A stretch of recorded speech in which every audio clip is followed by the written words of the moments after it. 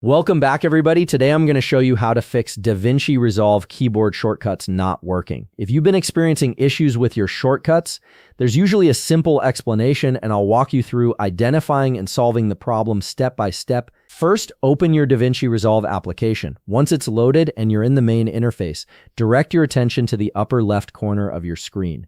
Here you'll see the DaVinci Resolve menu. Click on it to reveal a drop-down list of options. From this menu, select Keyboard Customization. This is where all your shortcut settings live, and it's the key to diagnosing what's going wrong with your keyboard commands. Now that you're in the Keyboard Customization window, let's talk about one of the most common reasons why shortcuts stop working. The issue usually stems from conflicting assignments, meaning you've accidentally given the same keystroke to multiple actions.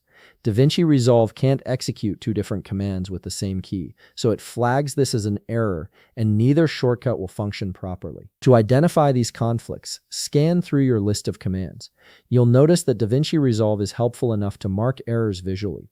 For example, you might see a command like auto-align clips assigned to the keystroke D, and right beside it, there'll be an error indicator. This error appears because another action in your system is also using D as its shortcut. The software is essentially telling you there's a clash that needs to be resolved before either command can work. The fix is straightforward. Click on the command that's showing the error, in this case, auto-align clips. You'll then need to reassign it to a different keystroke, one that isn't already in use.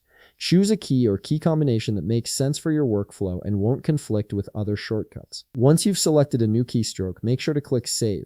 This action commits your changes and clears the error. And that's it. By resolving the keystroke conflict, you've restored full functionality to your keyboard shortcuts in DaVinci Resolve. Your commands should now respond as expected, allowing you to work more efficiently without interruption. If you found this video helpful, please leave a like, subscribe, and see you in the next video.